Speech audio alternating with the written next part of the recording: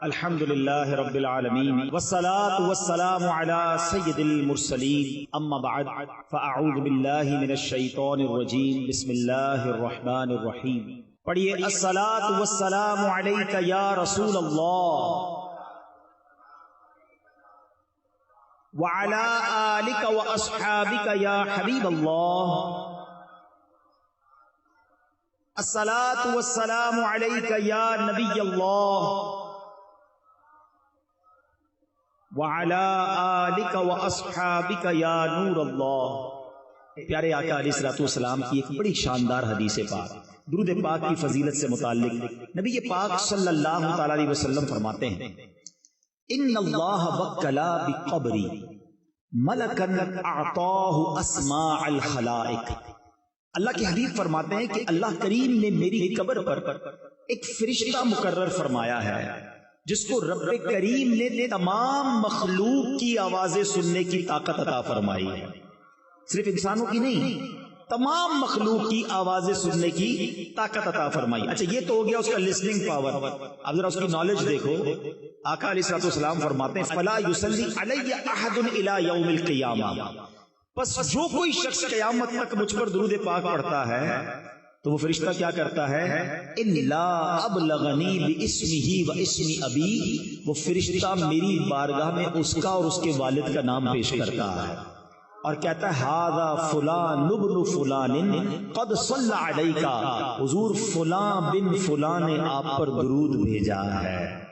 ابھی کمال کی حدیث ہے، دو باتیں اس میں بہت پیاری سیکھنے کو ملیں گی، ایک تو انشاءاللہ عقیدے کی بات اور دوسری انشاءاللہ عشق والی بات۔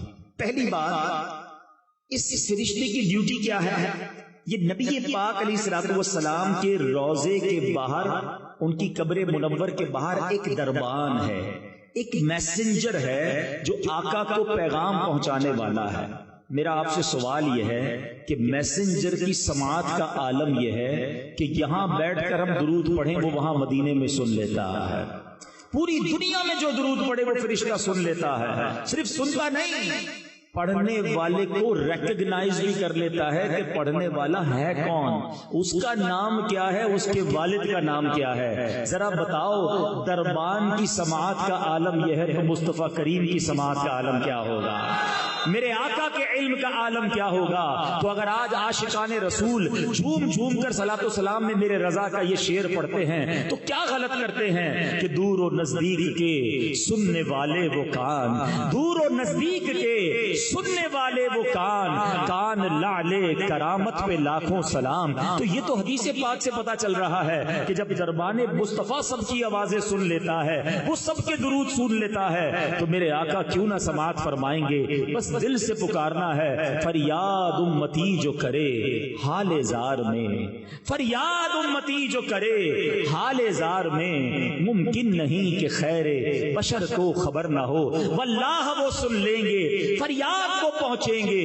اتنا بھی تو ہو کوئی جو آہ کرے دل سے، بس دل سے پکارنے کی دیر ہے، کام بن جانے ہیں۔ اور اب عشق والی بات کہ دنیا میں یہ دستور ہے کہ آپ جس شخصیت سے محبت کرتے ہو، ریسپیکٹ کرتے ہو، اور جب آپ کو پتا چلے کہ آپ کا نام ان کے بارگاہ میں لیا گیا، ان کے سامنے لیا گیا ہے، آپ کو بڑی خوشی ہوتی ہے۔ فار ایگزامپل آپ میں سے ماشاءاللہ بہت سارے وہ لوگ ہوں گے مختلف پیرانے عظام سے مرید ہوں گے، کوئی آ کر آپ کو کہے کہ یار آپ کے پیر صاحب کے پاس آپ کا نام لیا گیا تھا، کتنی خوشی ہوگی، اچھا میرا نام لیا گیا، سچ بتاؤ کیا بات ہو رہی تھی، ذرا دوبارہ سنتے ہیں اس سے، دوبارہ ریپیٹ کرو یار کیا ذکر ہوا تھا، بیکاز یو لو ہم، یو ریسپیکٹ ہم، آپ اچھا لگتا ہے کہ آپ کا نام ادھر لیا گیا۔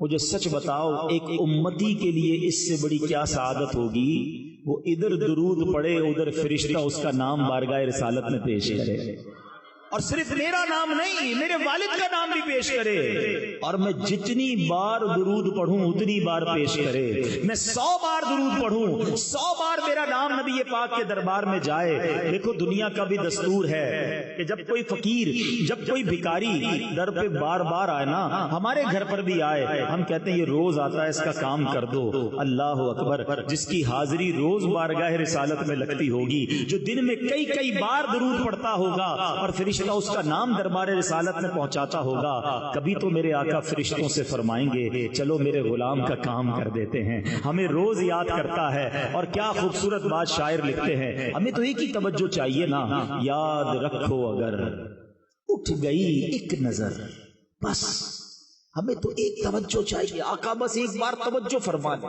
یاد رکھو اگر اٹھ گئی ایک نظر، جتنے خالی ہیں سب جام بھر جائیں گے، پھر سارے کام سیدھے ہو جانے ہیں۔ میرے بھائی یہاں بیٹھے ہوں گے جو مشکل میں ہوں گے، پریشانی میں ہوں گے، بیماری میں ہوں گے، قرضے میں ہوں گے، گھبراؤ نہیں، درود پڑھتے رہا کرو، نبی پاک کی توجہ ہونے کی دیر ہے۔ امام عشق و محبت اعلیٰ حضرت سمجھاتے ہیں، پریشان ہونا، ڈیفیکلٹی میں ہو، سنو، قسمت میں لاکھ پیچ ہوں 100 بل 1000 کج، قسمت میں لاکھ پیچ ہوں 100 بل 1000 کج، آقا یہ ساری گتھی ایک تیری سیدھی نظر کی ہے، بس نبی پاک کی نظر پڑنے کی دیر ہے، سارے کام سیدھے ہو جانے ہیں۔ تو میں بھی نیت کروں، آپ بھی نیت کریں کہ روزانہ کثرت سے درود پاک پڑھیں گے۔ پیارے اسلامی بھائیوں، میرے آقا علیہ الصلوۃ والسلام کی ولادت باسعادت، ذرا سوچئے جب پیارے آقا اس دنیا میں تشریف لانے والے تھے، یہ وہ وقت تھا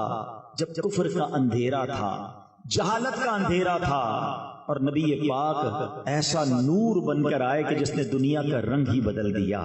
نبی پاک جب تشریف لائے تو اسلام کا نور ایسا پھیلا کہ جس نے سارے عالم کو روشن کر دیا۔ دنیا کا دستور ہے جب کوئی اہم ایونٹ ہونے والا ہوتا ہے نا، اس کی اناؤنسمنٹ کی جاتی ہے۔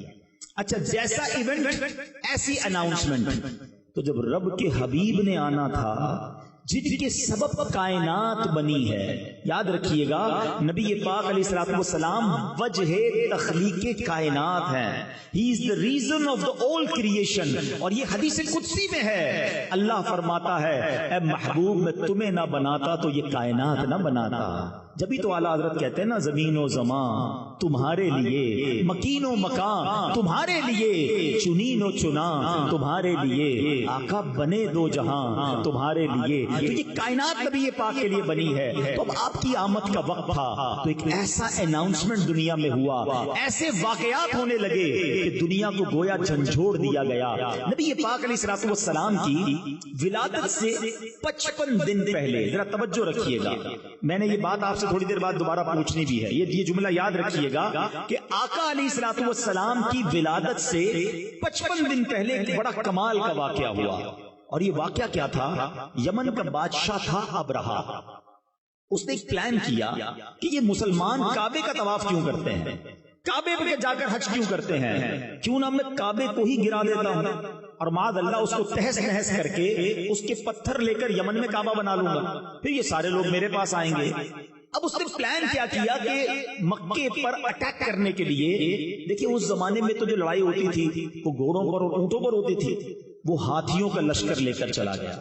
ذرا سوچئے کہ ہاتھیوں کا مقابلہ گھوڑے والے اور اونٹوں والے کیسے کر سکتے ہیں؟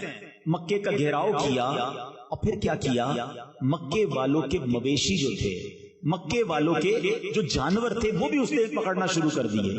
اب لوگوں کا روزی روزگار بھی ڈسٹرب ہوا۔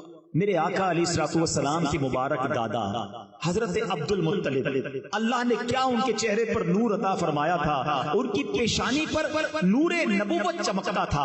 حضرت عبد المطلب نے کیا کیا، آپ گئے ابرہہ کے پاس۔ اب ذرا غور کیجئے، وہ کر و فر کے ساتھ متکبر بادشاہ آیا ہوا ہے اور اس نے کعبے کو ڈھانا ہے، اس کا پلان یہ ہے۔ حضرت عبد المطلب اس کے خیمے میں گئے، باہر سے پیغام بھجوایا گیا کہ مکے کا سردار آیا ہے۔ ہو سکتا ہے اس نے سوچا ہو کہ مجھ سے منتیں کی جائیں گی، مجھ سے نیگوشیشنز کی جائیں گی، بڑے تکبر کے ساتھ بیٹھا ہے۔ حضرت عبد المطلب اس کے خیمے میں داخل ہوتے ہیں، اللہ نے ان کی پیشانی پر ایسا نور عطا کیا تھا، وہ خیمے میں داخل ہوئے، ابرہہ روب میں آ گیا، عزت کے لیے کھڑا ہو گیا، اپنے برابر میں بٹھایا اور کہا حضرت فرمائیے کیسے آنا ہوا؟ حضرت عبد المطلب نے بڑی عجیب ڈیمانڈ کی۔ آپ نے کہا کہ تم نے مکے والوں کے مویشی، ان کی بکریاں، ان کے جانور پکڑ لیے، ہمارے جانور ہمارے واپس کر دو۔ ابرہہ کہتا ہے میں تو سمجھا آپ کعبے کی بات کریں گے، اپنے مرکز کی بات کریں گے، آپ تو کعبے کی بات ہی نہیں کر رہے، آپ کو فقط اپنے جانوروں کی فکر ہے۔ اللہ اکبر۔ حضرت عبد المطلب کا وہ جواب آج بھی سیرت کی کتابوں میں سنہرے حروف سے لکھا ہے۔ کیا کمال کا جواب دیا۔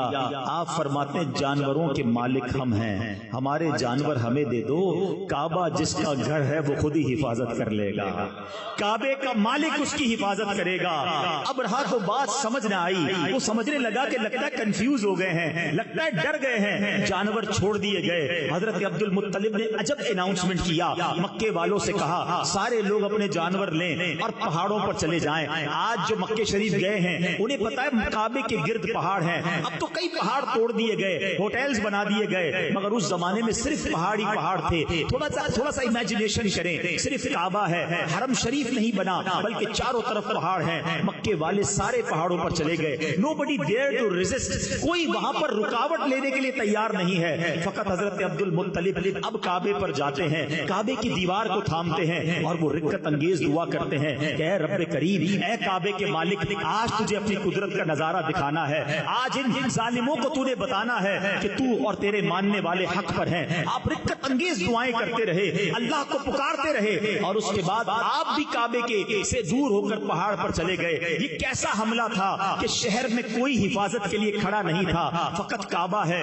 اور ہاتھی کا لشکر ہے۔ اور اب حکم کیا، اب رہا نے آرڈر دیا کہ ہاتھی چلیں اور کعبے کو تہس نہس کر کے رکھ دیں۔ مگر اب دنیا نے ایک عجب نظارہ دیکھا، اب اللہ نے اپنی قدرت کا ایک عجب نظارہ دکھایا۔ جس ہاتھی پر اب رہا بیٹھتا تھا وہ ہاتھی اپنی جگہ سے ٹس سے مس نہیں ہو رہا تھا، کعبے کی طرف رخ کرتے تھے وہ موو نہیں کرتا تھا، اس کا رخ چینج کرتے وہ چلنا شروع کر دیتا۔ اور اب اللہ کریم نے اس کے مقابلے کے لیے کیا بھیجا؟